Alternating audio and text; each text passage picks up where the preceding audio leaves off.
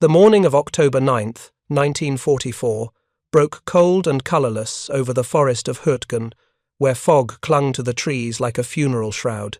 Somewhere beyond the grey wall of mist, metal groaned against metal, the unmistakable sound of tank treads grinding through mud and shattered timber. Oberfeldwebel Heinrich Müller pressed his eye to the periscope of his Panther tank, scanning the tree line with practiced patience. 34 years old, lean as a winter wolf, he had survived Kursk and Normandy. He knew the sound of every Allied tank by heart. The low rumble approaching from the west was familiar. American armour, probably Sherman's. He had faced them dozens of times. At this range, beyond 1,800 yards, his Panther's 75mm gun held absolute superiority. The Americans would have to close to less than 500 yards to have any chance of penetrating his frontal armour. By then, they would already be burning. "Distance?" he asked quietly. "If you're enjoying this deep dive into the story, hit the subscribe button and let us know in the comments from where in the world you are watching from today." His gunner, Feldwebel Otto Kraus, adjusted the rangefinder. 2,000 meters. Herr Oberfeldwebel, maybe more. The fog makes it difficult. Müller smiled faintly. "Good. Let them come closer. We have time." Around him, the crew worked with the efficiency of men who had done this 100 times before. The loader, young Klaus Becker, barely 20, arranged shells with careful precision. The driver, Hans Schmidt, kept the engine idling low, ready to reposition if needed. Inside the Panther, they felt invincible. The tank's glacis plate measured 80mm at 55 degrees, giving it an effective thickness of over 140mm. No Sherman gun could penetrate it beyond point-blank range. "Movement," Kraus reported. "I see. Something unusual." Through the mist, a silhouette emerged. It resembled a Sherman, that familiar boxy profile the Germans had learned to recognize and dismiss. But something was different. The turret sat higher, more angular. The gun barrel extended longer, much longer than the short 75mm the Shermans typically carried. Müller frowned. "What variant is that?" "Unknown, Herr Oberfeldwebel." The American tank stopped at the forest edge, partially concealed behind the remnants of a stone wall. Müller could just make out the white star on its hull. His instinct told him to fire immediately, but at this range, with visibility so poor, even his excellent gunner might miss. Better to wait until they advanced into killing range. "Hold fire," he ordered. "Let them feel confident." What Müller didn't know was that he was staring at something the Wehrmacht had not yet encountered in significant numbers. The M36 tank destroyer, designated Jackson by its crews, mounting a 90mm gun that could punch through his Panthers, armour at ranges he considered safe. Inside the M36, Staff Sergeant James Kowalski wiped condensation from his periscope. 28 years old, from Detroit, he had worked at the Ford plant before the war. Now he commanded one of the first M36s to reach the European theatre. The crew had received it only 3 weeks earlier, fresh from the Fischer tank arsenal, and they were still learning its capabilities. "See anything, Sergeant?" asked his gunner, Corporal Michael Chen. "Panther. Maybe 2,000 yards out. He's waiting for us to get closer." Chen, a second-generation Chinese-American from San Francisco, had the steadiest hands in the battalion. He adjusted the gun sight with delicate precision. "That's a long shot, Sarge." "It's what this gun was built for," Kowalski replied. "Range? 2,100 yards, estimate." Kowalski knew the statistics. The 90mm M3 gun could penetrate 133mm of armour at 2,000 yards. The Panther's frontal armour, accounting for its slope, was vulnerable. But theory and practice were different things. At this distance, with fog and uneven ground, hitting a target the size of a barn door was difficult. Hitting the specific point where shell could do damage required skill and luck in equal measure. If you're enjoying this deep dive into the story, hit the subscribe button and let us know in the comments from where in the world you are watching from today. "Load armour piercing," he ordered. The loader, Private Daniel Murphy, a farm boy from Iowa, slid the M82 shell into the breech.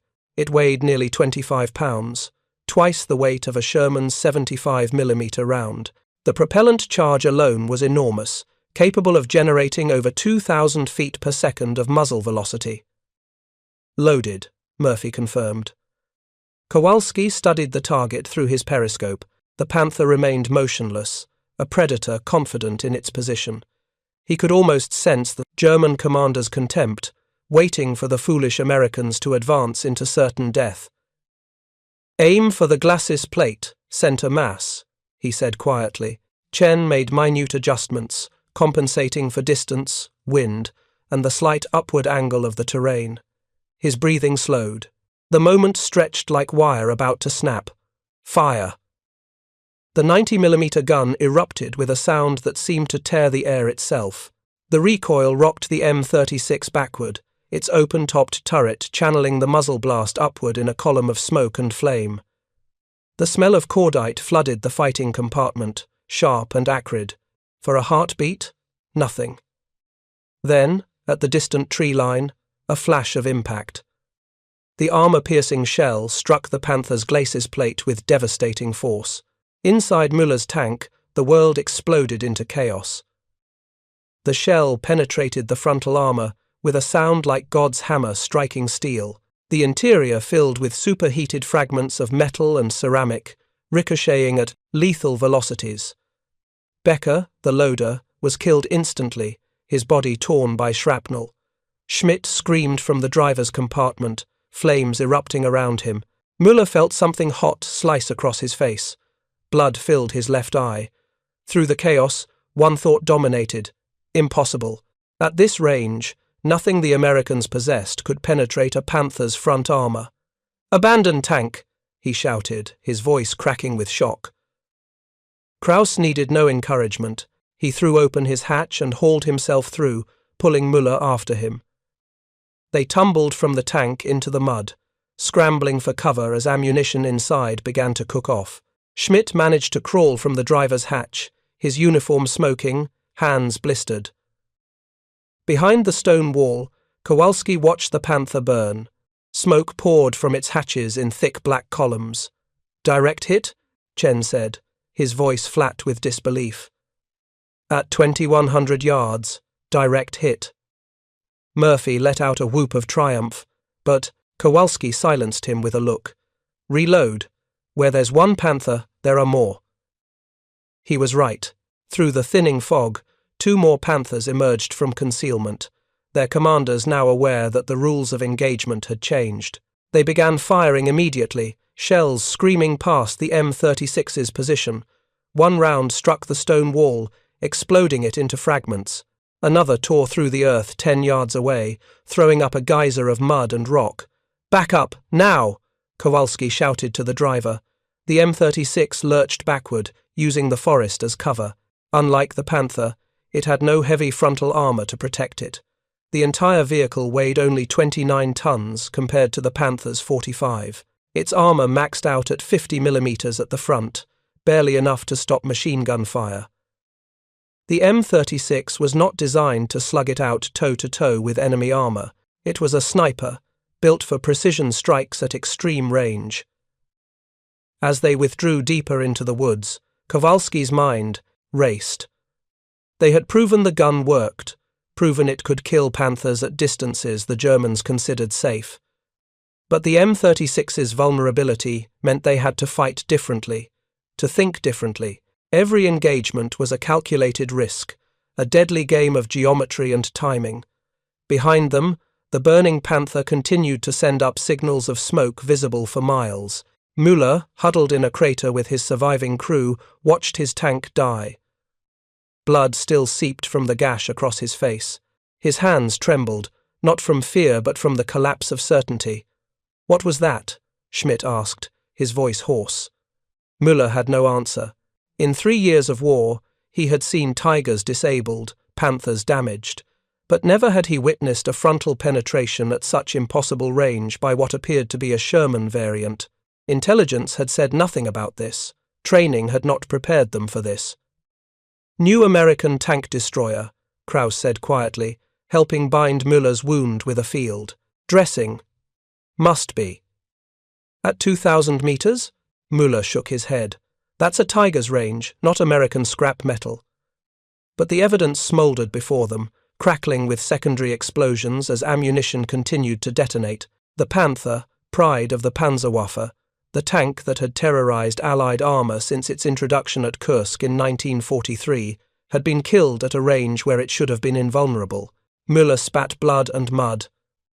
We need to report this. As medics arrived to tend to Schmidt's burns, Müller stared at the distant tree line where the American tank destroyer had vanished. Somewhere in that fog, a new kind of hunter was learning to kill from distances the Panzerwaffe had never imagined possible. The war, he realized with cold certainty, had just changed again. The story of how the M36 Jackson came to be begins not in the forests of Germany, but in the desperate aftermath of Operation Torch, when American armor first met German Panthers and Tigers in Tunisia during 1943. The results were catastrophic. Lieutenant General Leslie McNair sat in his office at Army Ground Forces headquarters in Washington, reviewing after-action reports from North Africa with growing alarm. The papers told a story of American M4 Shermans being systematically destroyed by German armor at ranges where they couldn't effectively return fire.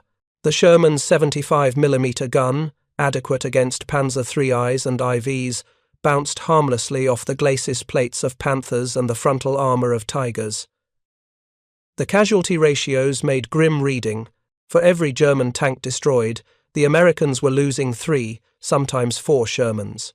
Tank crews were developing what commanders euphemistically called reluctance to engage, a polite term for the rational fear of driving into battle inside what amounted to a mobile coffin.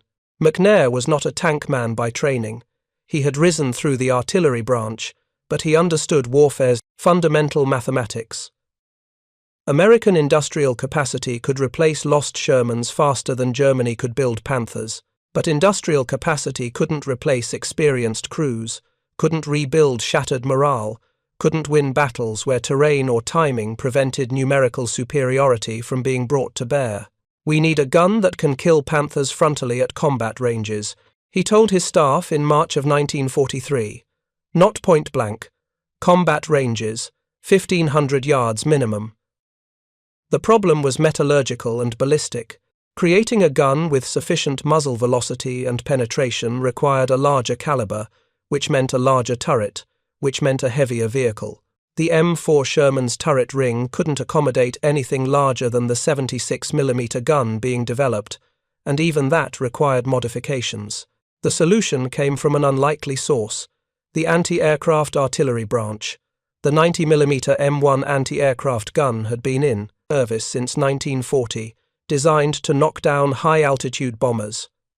It was a superb piece of ordnance, accurate and powerful, with a muzzle velocity approaching 3,000 feet per second, but it weighed over 8 tons with its mounting, far too heavy for any existing tank chassis. Captain Joseph Colby, a young ordnance officer at Aberdeen Proving Ground, proposed adapting the gun for tank destroyer use. We take the ballistics of the 90mm but redesign it for a lower profile mounting, he explained to skeptical superiors. Install it on the M10 tank destroyer chassis. Yes, we'll have to make the turret open-topped to accommodate the breech size and recoil, but we gain the ability to kill any German tank at ranges they can't touch us. The opposition was immediate. Tank destroyer doctrine, developed by McNair himself, emphasized mobility and ambush tactics. The heavy 90mm gun would slow the vehicle, make it less maneuverable. Open-topped turrets exposed crews to artillery airburst and made them vulnerable to infantry attack in close terrain. But the alternative was continuing to send Sherman crews into battle against Panthers with inadequate weapons. By July of 1943, development began on what would become the M36. The engineering challenges were substantial. The 90mm M3 gun, even in its tank-adapted form, generated enormous recoil forces. The M10A1 chassis, based on the M4A3 Sherman, required significant strengthening of the suspension and the addition of counterweights to handle the strain. The turret had to be completely redesigned, enlarged to accommodate the gun's breech and recoil mechanism. At the Fisher Tank Arsenal in Grand Blanc, Michigan, engineers worked through the summer and fall of 1943. The first prototype rolled out in March of 1944. It looked ungainly, top-heavy, with its high-mounted open turret and long gun barrel that extended nearly 15 feet from the front of the vehicle.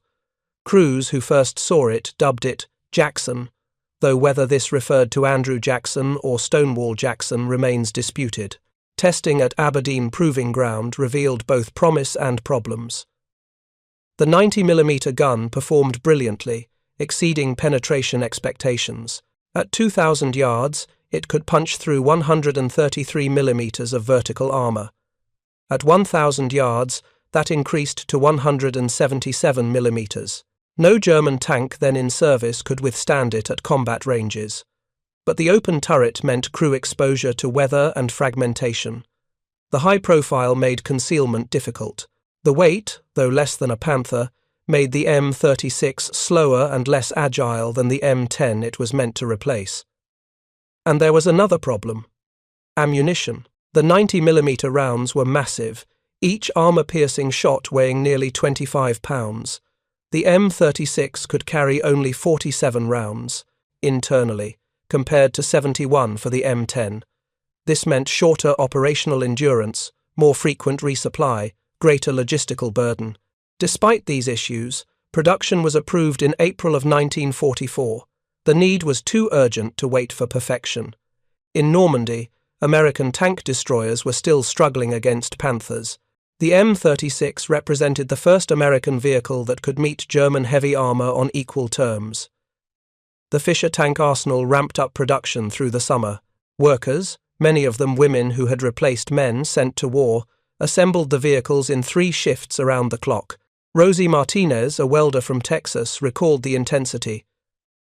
"We knew boys were dying over there because they didn't have the right equipment. Every tank we finished meant lives saved. You didn't complain about overtime when you understood that." By September of 1944, the first M36s were crated and shipped to Europe. They arrived at ports in France and were immediately distributed to tank destroyer battalions that had suffered heavy losses fighting with the lighter M10s. The crews greeted them with a mixture of hope and skepticism. Sergeant First Class Robert Hayes, a veteran tank destroyer commander who had fought from Sicily to France, remembered his first sight of the M36. It looked wrong, that big gun on that Sherman-like body, top-heavy. "The open turret made me nervous, but when they told us what the gun could do, we stopped complaining. Finally, we had something that could hurt Panthers without having to get lucky." Training was abbreviated. The tactical situation didn't allow for the usual months of familiarization. Crews received a few days of gunnery practice, learning the peculiarities of the 90mm gun's ballistics, its tendency to drop at extreme range, the way wind affected the heavy shell's trajectory. Then they were sent forward to the front lines, to the forests and hills where German armor waited. If you're enjoying this deep dive into the story, hit the subscribe button and let us know in the comments from where in the world you are watching from today. The M36's arrival coincided with a shift in German defensive strategy. After the breakout from Normandy and the race across France, Wehrmacht forces had fallen back to prepared defensive lines along Germany's western border. The West Wall, called the Siegfried Line by the Allies, presented a formidable obstacle, and defending it were some of Germany's most experienced panzer battalions, equipped with the latest Panthers and King Tigers. The stage was set for the M36's baptism of fire in places like Hürtgen Forest, Metz, and the approaches to Aachen. In these dense woods and rolling hills, the war would become a deadly game of hide-and-seek between hunters, who were themselves hunted, where ranges measured in hundreds of yards could mean the difference between survival and incineration. Heinrich Müller, recovering from his wounds in a field hospital, would soon learn that the burning Panther had been only the beginning. The Americans had deployed a weapon that threatened to negate one of the Wehrmacht's last advantages, superior armor at range. The question now was whether German tank tactics could adapt quickly enough to counter this new threat, or whether the Panthers and Tigers that had dominated European battlefields would find themselves outranged by a tank destroyer that could kill from distances they had considered safe. The town of Metz had stood for over 2,000 years, a fortress city that had never fallen to direct assault in its entire history. By November of 1944, it anchored the southern flank of Germany's defensive line in France, its ring of forts bristling with anti-tank guns and dug-in panzers. General George Patton's Third Army had been battering against these defences for weeks, bleeding men and machines into the muddy fields surrounding the city. On November 12th, Staff Sergeant James Kowalski's M36 sat hull down behind a railway embankment 3 miles east of Fort Driant, one of Metz's outlying strongpoints. Rain hammered the open turret, pooling in the ammunition racks and soaking the crew despite their ponchos. After 2 months in Europe, Kowalski's Jackson had killed 6 Panthers, 3 Panzer IVs, and 1 Tiger, but the price had been constant exposure to artillery fire and the nerve-shredding awareness that any hit to their thin armour would likely be fatal. Corporal Chen hunched over the gun sight, wiping water from the optics every few seconds. Movement, 11 o'clock, about 1,800 yards. Through the grey curtain of rain, Kowalski spotted them, 2 Panthers, moving cautiously along a tree line, their commanders visible in the open cupolas scanning for threats.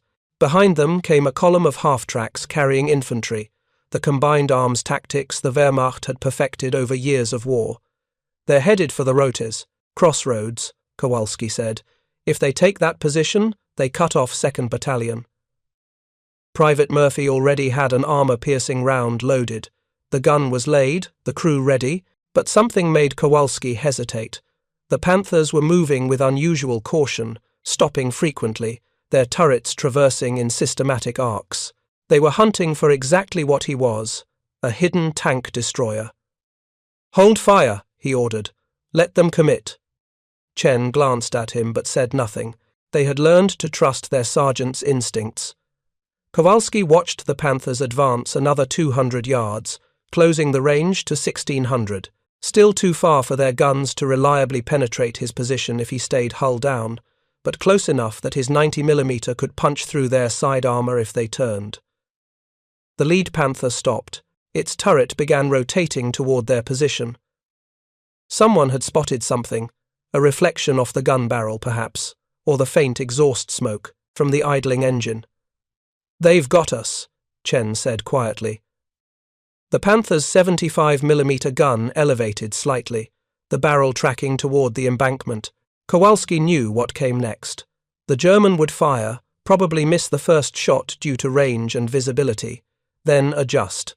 If the Jackson tried to reverse, it would expose its lightly armoured rear. If it stayed, the next German shell would find its mark. "Fire now," Kowalski ordered. Chen's hand had already been tightening on the trigger.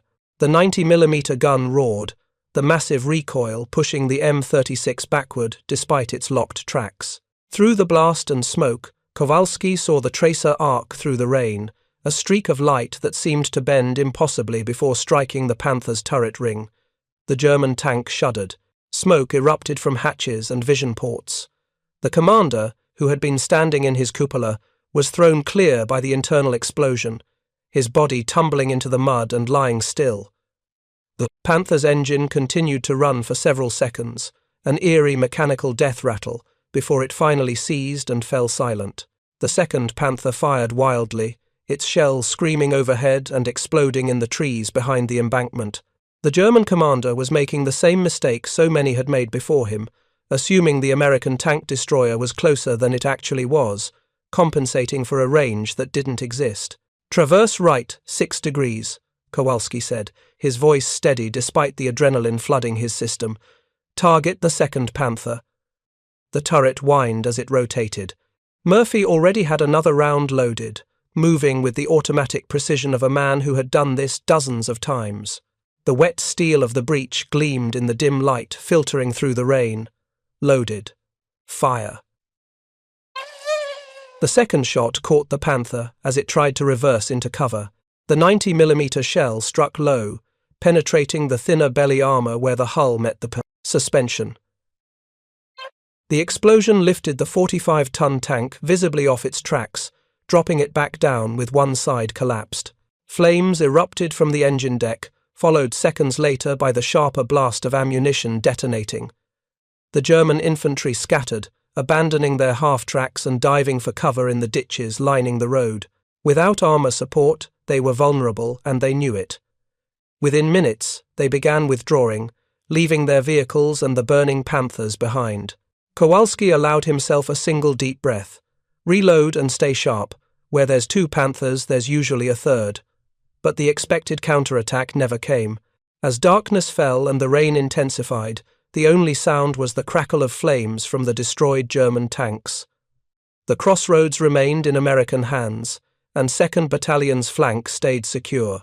It was not a glorious victory, not something that would make headlines, but it was the kind of grinding tactical success that won wars, denying the enemy ground, destroying his equipment, forcing him to expend irreplaceable resources in a losing struggle.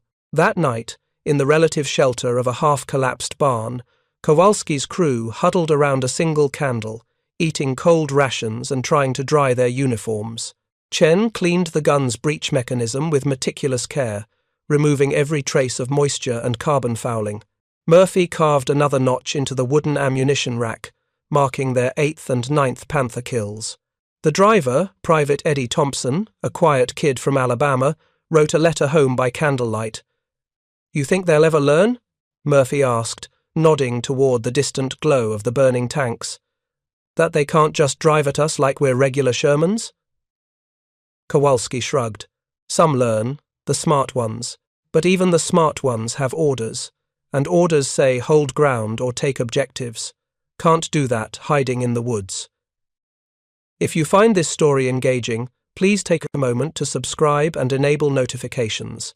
It helps us continue producing in-depth content like this.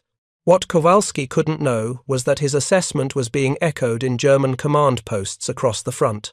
The appearance of the M36 in significant numbers was forcing a painful reappraisal of panzer tactics that had served the Wehrmacht well for years. Oberst Günther Hoffmann, commanding officer of the 11th Panzer Division, read the after-action reports from Hürtgen and Metz with mounting frustration. His Panthers were being destroyed at ranges where they should have been invulnerable, picked off by American tank destroyers that could kill from positions beyond effective retaliation. "We must close the range," his operations officer suggested, "force them into close combat where our armor and maneuverability give us the advantage." "And how do we close the range?" Hoffmann demanded. "These new American guns can see and kill us from 2 kilometers. If we advance, we die. If we stay in position, they maneuver around us. Our only advantage was range superiority, and they've taken it away." The problem was doctrinal as much as technical.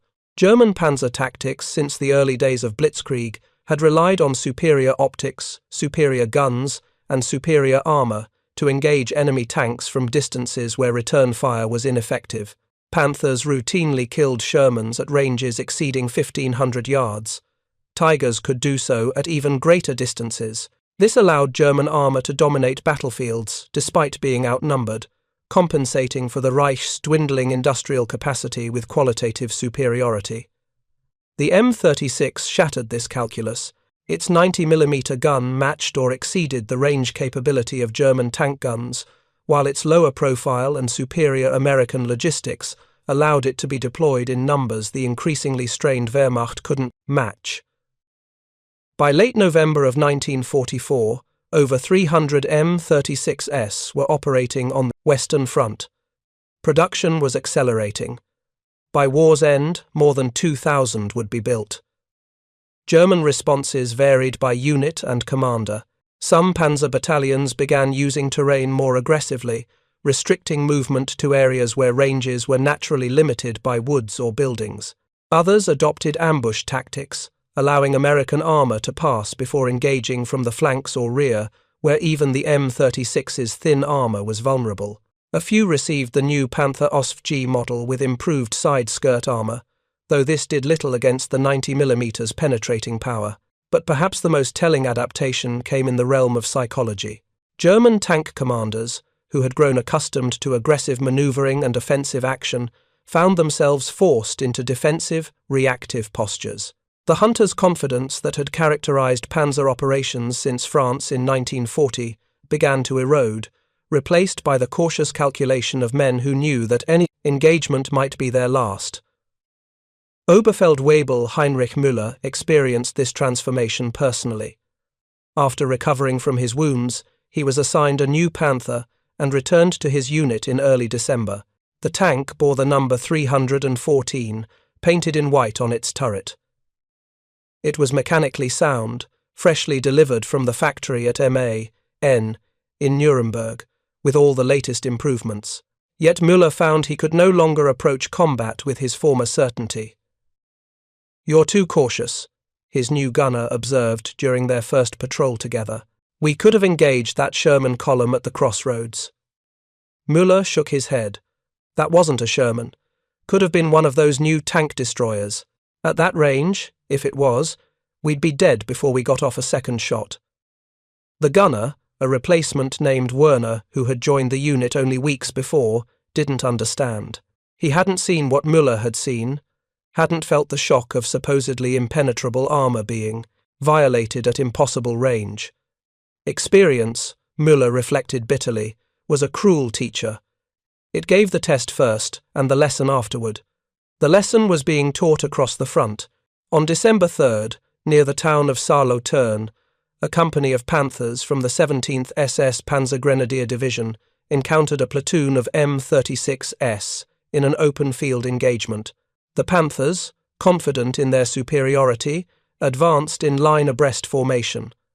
The American tank destroyers, positioned hull down behind a low ridge, opened fire at 1,800 yards. In less than 4 minutes, 5 Panthers were destroyed, 2 more damaged and forced to withdraw. The M36s suffered no losses. The engagement was so one-sided that American commanders initially suspected the Germans had been using training or captured equipment. Interrogation of survivors revealed the truth. These had been frontline Panthers with experienced crews who simply hadn't understood what they were facing until it was too late. The pattern repeated throughout early December. At Merzig, 3 M36s destroyed a German armor column attempting to reinforce the Siegfried Line, killing 7 Panthers and 4 Panzer IVs in a running battle that lasted less than an hour. Near Saarbrücken, a single M36 commanded by Sergeant Thomas Riley ambushed a Panther platoon, destroying 2 tanks before the survivors retreated. The tally of German armor losses attributed to the M36 grew daily, but the Jackson was not invincible, and its crews learned this through painful experience.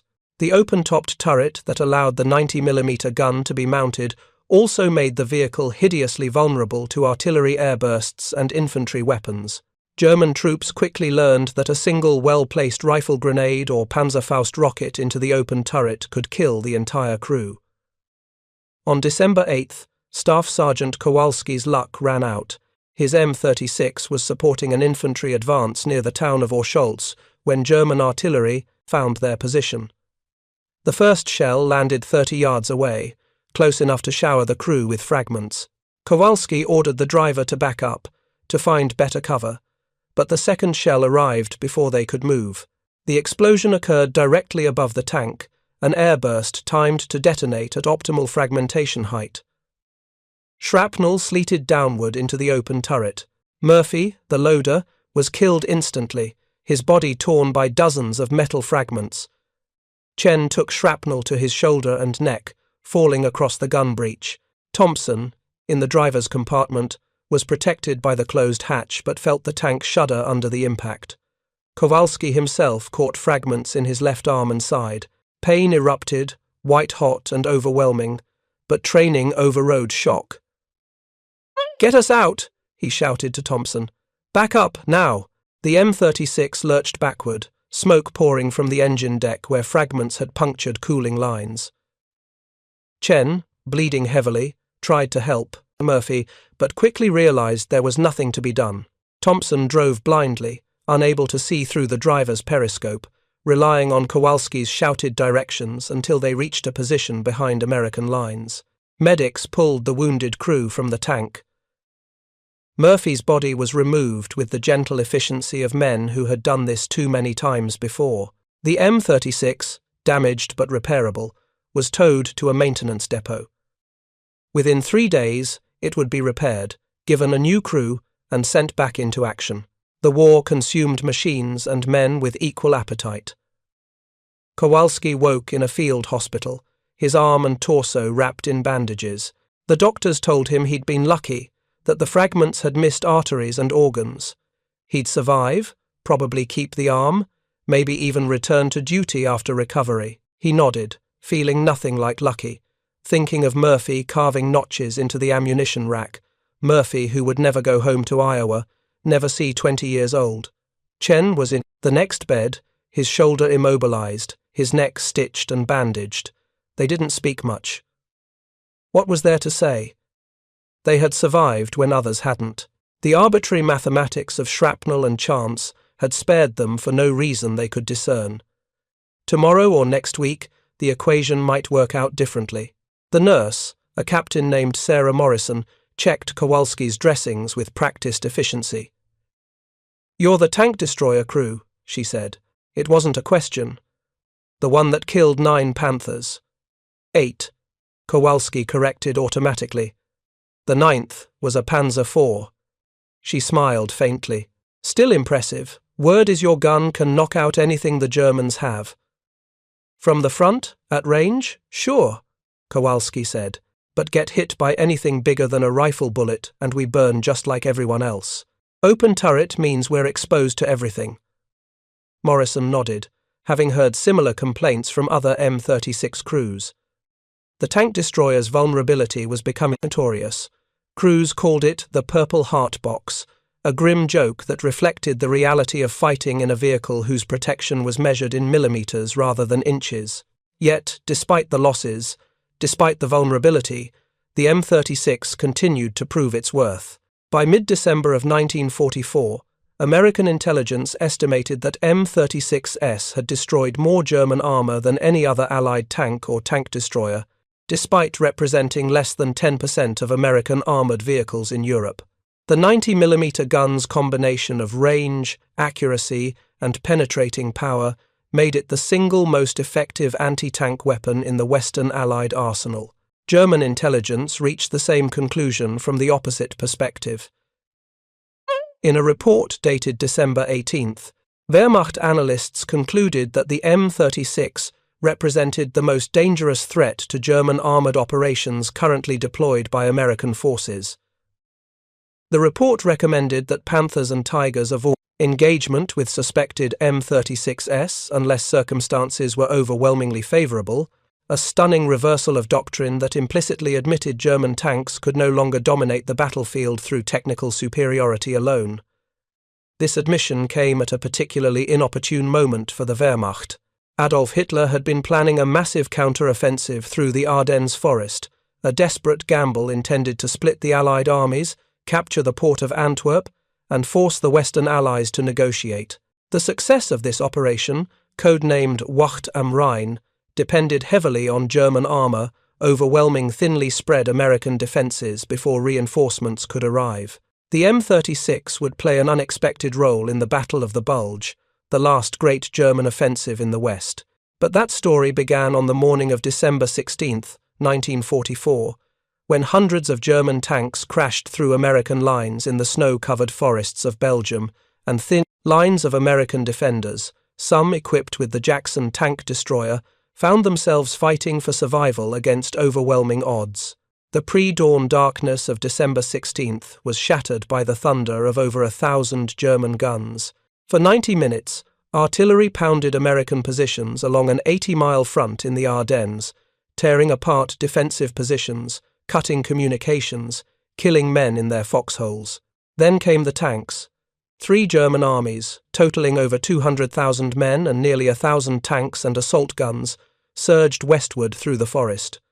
The offensive achieved complete tactical surprise. American units, many composed of green replacements or veterans pulled from the line for rest, found themselves engulfed by a tide of German armor, advancing under cover of fog and snow. Among the defenders was the 814th Tank Destroyer Battalion, equipped with a mix of M10S and the newer M36S. They had been positioned near the town of Streetvith, critical road junction that the Germans needed to maintain their advance schedule. When the offensive began, the battalion's M36 platoon was dispersed across several positions, each tank destroyer supporting isolated infantry companies suddenly fighting for their lives. Sergeant First Class Robert Hayes commanded one of these M36s. At 42, he was old for a tank destroyer commander, a career soldier who had joined the army during the Depression and stayed because he had no better prospects. He had fought in North Africa, Sicily, and Normandy. He knew his business, and he knew when things were going badly wrong. The first indication came around 7 in the morning, when a flood of American soldiers came running down the forest road, abandoning equipment, some without weapons, their faces showing the particular terror of men who had been overrun. Hayes stopped a lieutenant, grabbed him by the shoulders, demanded to know what was happening. "Germans!" the lieutenant gasped. "Everywhere. Tigers, Panthers, half-tracks. They came out of the fog, hundreds of them." Hayes let him go, turned to his crew. "Button up, load armor-piercing. We're about to have company." His gunner, Corporal James Mitchell, a former coal miner from Pennsylvania, peered through the sight. "Can't see anything but fog and trees, Sarge. You will." They didn't have to wait long. Through the mist came the distinctive growl of German tank engines, multiple vehicles moving in formation. Hayes counted 5. No, 6. No, more than that. A company at least, probably Panthers, based on the sound. They were advancing down the road in column, confident, moving fast. "Range?" Hayes asked. Mitchell adjusted the sight. 1,200 yards and closing, too close for comfort but still within the 90mm kill zone. Hayes waited, letting them come closer, knowing that every Panther they destroyed would be one less pushing toward Streetvith. The fog was thinning slightly, morning light, beginning to penetrate the gloom. At 800 yards, the lead Panther emerged fully from the mist. Hayes could see the commander in the cupola, could make out the white numbers on the turret. Behind it came 3 more Panthers in tight formation. Fire when ready. Mitchell's shot caught the lead Panther in the turret front, penetrating clean through. The tank slewed to a halt, blocking the road. The second Panther tried to swing around it and Mitchell fired again, this time hitting the side armor. The German tank erupted in flames, but the remaining Panthers had spotted the M36's position. 2 of them fired nearly simultaneously, their shells screaming past on either side of the American tank destroyer. Hayes felt the pressure wave, felt the ground shake. "Back up," he ordered. "Get us behind that barn." The M36 reversed rapidly, putting the ruined structure between themselves and the German tanks. Through gaps in the collapsed walls, Hayes watched the Panthers deploy, spreading out, attempting to flank. This was textbook German tactics. Fix the enemy, then maneuver for a killing shot. "We can't stay here," Mitchell said. "They'll get around us." Hayes knew he was right. The M36's thin armor meant they had to keep moving, had to prevent the Germans from getting a clear shot. But moving meant exposing themselves, and with Panthers on 3 sides now, any movement was potentially fatal. Then Hayes heard something that changed the equation. More American tank destroyers, the characteristic whine of their engines approaching from the south. 2 more M36s from his platoon, responding to the sound of combat. The Germans heard it too, their advance hesitating as they realized the situation had become more complicated. "On my mark, we break left," Hayes said into the radio. "I'll draw their fire, you 2 flank right and hit them from the side." It was a desperate move, but desperation was all they had. On Hayes's mark, his M36 lunged from cover, racing across open ground, while the other 2 Jacksons maneuvered through the forest. German guns tracked, fired. A shell struck the ground inches from Hayes's tank, throwing up a fountain of frozen earth. Another shell tore through the air where they had been a second before. Then the flanking M36S opened fire. 2 Panthers died in quick succession, their side armor no match for the 90mm gun at close range.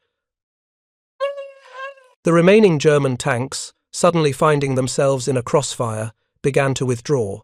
1 more Panther fell before they escaped back into the fog, leaving 5 burning hulks behind.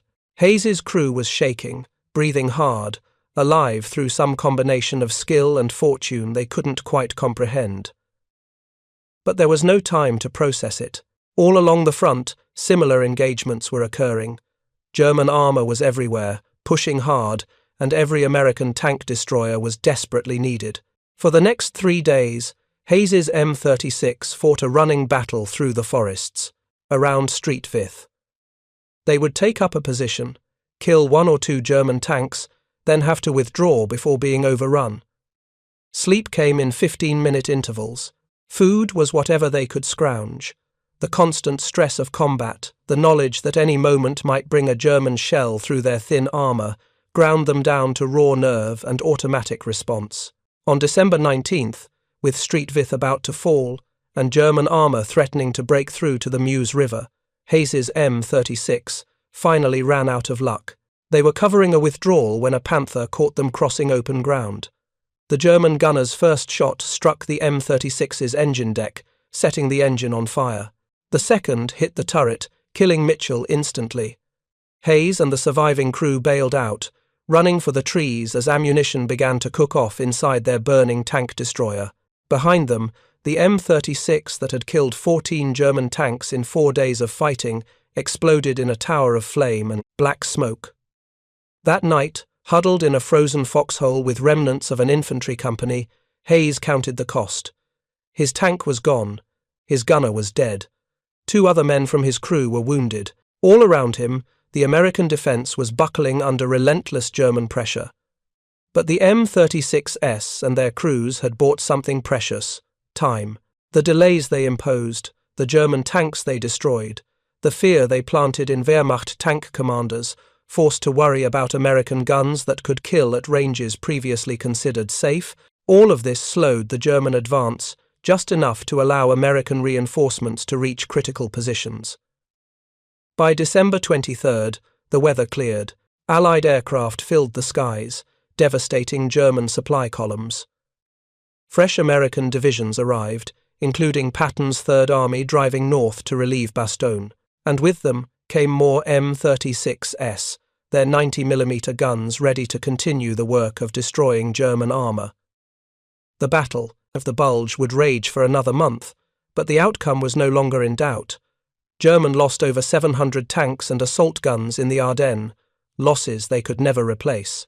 Among the units that contributed to this toll were the M36 battalions, whose long-range guns turned what should have been German advantages, open ground and maneuver space, into killing grounds, where Panthers and Tigers died at distances they had considered safe. Oberfeldwebel Heinrich Müller was among those who did not survive the Ardennes.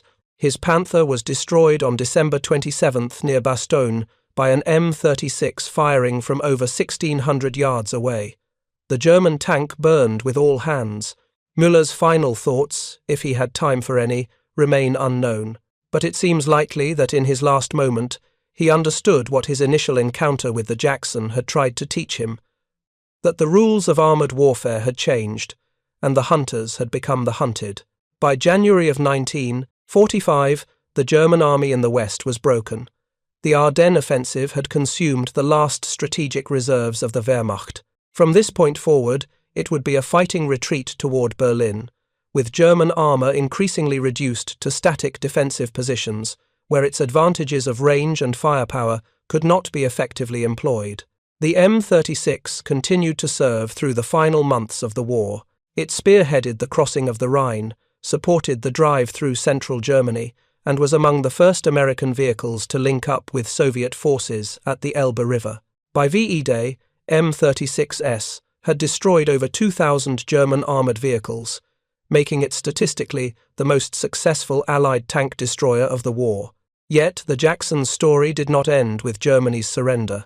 The 90mm gun that had proven so effective against Panthers and Tigers would see service in another war, on another peninsula, facing a different enemy. but that is a story for another time. Thank you for watching.